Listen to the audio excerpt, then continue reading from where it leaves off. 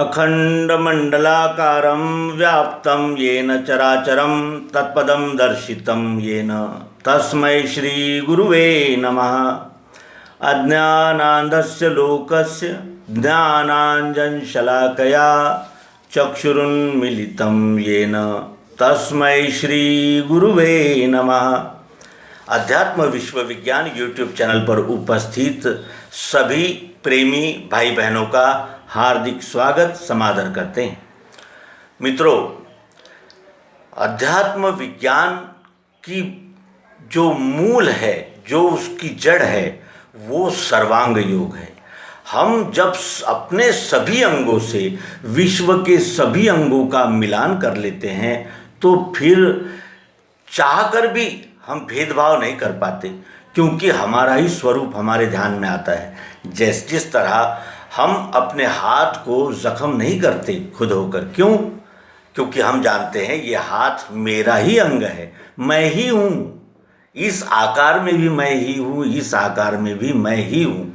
इसका बोध होने के बाद फिर मनुष्य का व्यवहार बदल जाता है और वो वसुधैव कुटुंबकम ऐसा लिखना नहीं पड़ता, तो वो उसके आचरण से प्रस्फुटित होता है और वो उसके आचरण से दिखता है।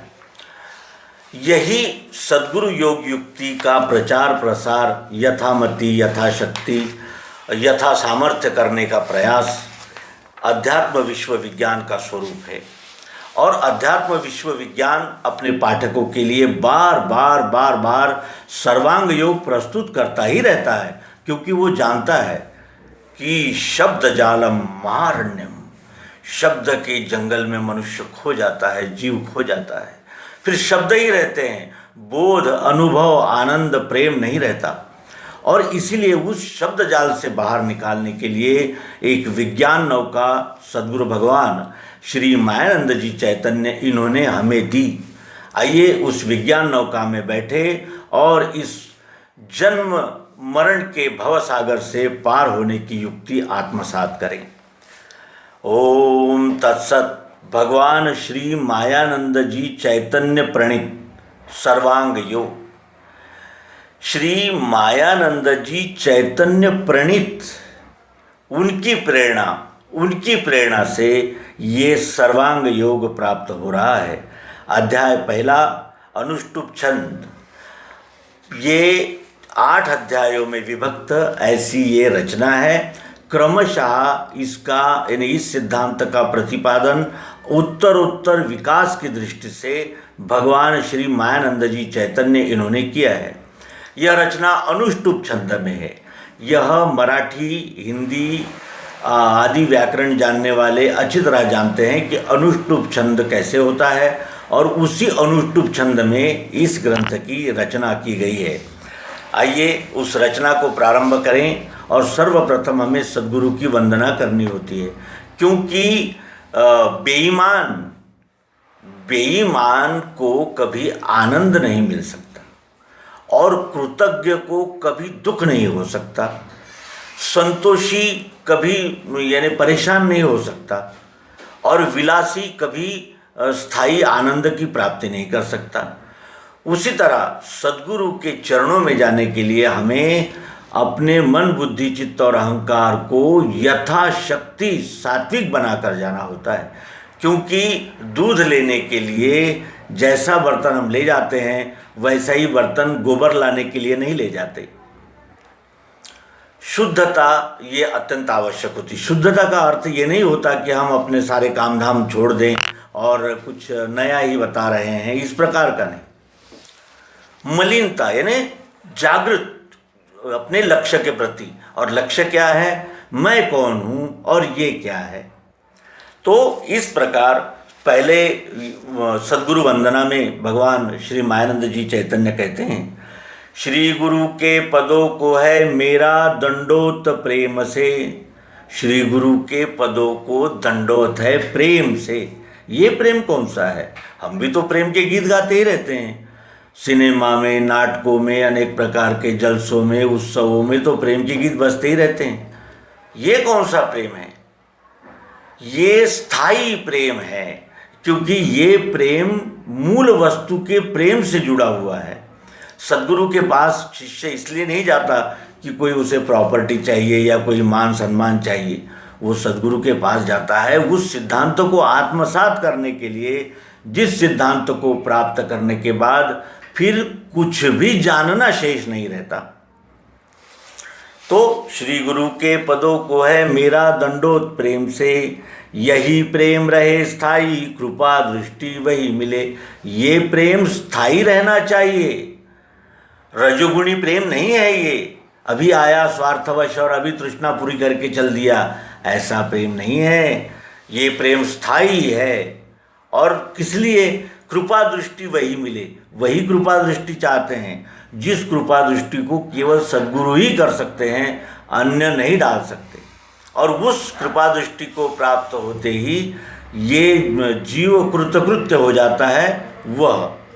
तो यही प्रेम रहे स्थाई, कृपा दृष्टि वही मिले। आचार करके ऐसा सनातन मुमुक्षु ने, ये मुमुक्षु का सनातन आचार है, क्योंकि विद्या विनये न शोभते, ये सनातन आचार है। जिसे भी कुछ लेना होगा उसे आचार करना होगा, और वो इस प्रकार का आचार है। आचार करके ऐसा सनातन मुमुक्षु ने, मुमुक्षु किसे कहते हैं? मुमुक्षु का अर्थ होता है जिसे मोक्ष की इच्छा है। तो हम तो सभी कहते हैं कि हमें भी मोक्ष की इच्छा है, लेकिन पहले मोक्ष क्या है ये जानना आवश्यक है, तभी उस मोक्ष की इच्छा निर्मित होती है।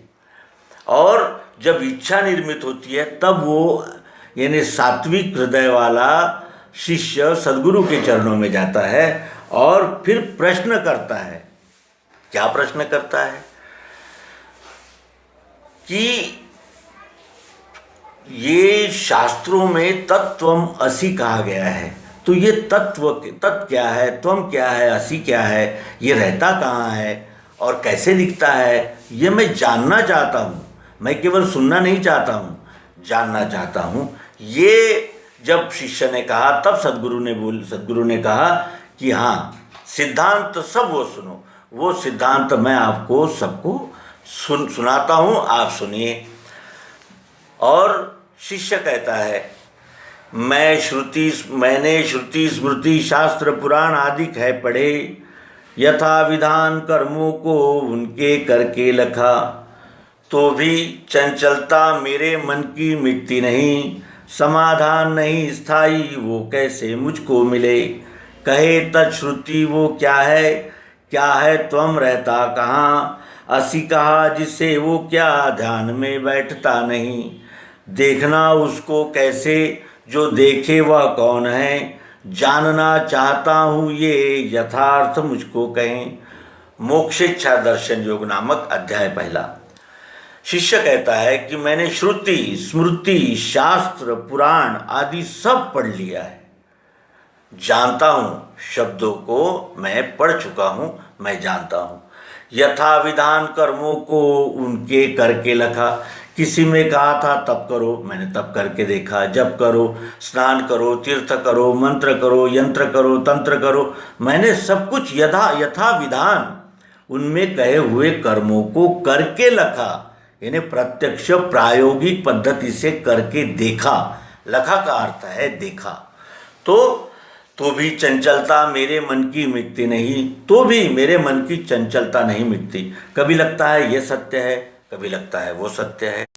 तो भी चंचलता मेरे मन की मिटती नहीं, समाधान नहीं स्थाई वो कैसे मुझको मिले। मेरे मन की चंचलता नहीं मिटती, कभी ये लगता है कि ये सत्य है, कभी वो सत्य है, कभी ये झूठ है, कभी वो झूठ है। इस प्रकार मेरा मन जो है वो चंचल बना रहता है और मुझे स्थायी समाधान नहीं है। समाधान तो होता है, किसी सिद्धांत को जान लेता हूँ, कभी नाम जप लेता हूँ, तो वो यानी विश्वास रखकर मैं जब करता हूँ तो मुझे समाधान तो मिलता है, लेकिन वो तात्कालिक होता है। मैं स्थायी समाधान चाहता हूँ, समाधान नहीं स्थायी, वो कैसे मुझको मिले। मुझे स्थायी समाधान चाहिए, वो मुझे कैसे मिल सकता है। स्थायी समाधान की प्राप्ति के लिए ही हम सब कर्म कर रहे हैं। ध्यान से अगर हम देखें तो ये रहस्य उजागर हो जाता है। हम समाधान के लिए ही कर रहे हैं, लेकिन उन समाधानों में हम स्थायी आनंद, स्थायी पंथ खोज रहे हैं जो वहाँ है ही नहीं, क्योंकि वो तो सतत रूपांतरण होने वाली प्रक्रिया है, वहाँ समाधान नहीं हो सकता। स्थायी समाधान का ही प्रयत्न ये जीव जन्मतः शुरू कर देता है, अंतिम समय तक समाधान की ही खोज में रहता है, लेकिन वो समाधान किस स्वरूप का और कौन से समाधान से स्थायी समाधान मिलता है, ये कुंजी उसके हाथ में रहने से वो चाहे कितना ही ऐश्वर्यशाली हो जाए, कितना ही बड़ा व्यक्ति हो जाए, मान सम्मान भोग ऐश्वर्य से, लेकिन उसे स्थायी समाधान नहीं मिल सकता। और स्थायी समाधान देने वाली एक ही विद्या विश्व में है, वो है अध्यात्म विद्या विद्यानाम, जो श्री कृष्ण जी कहते हैं। फिर वो प्रश्न करता है मुमुक्षु शिष्य कि कहे तत्श्रुति वो क्या है।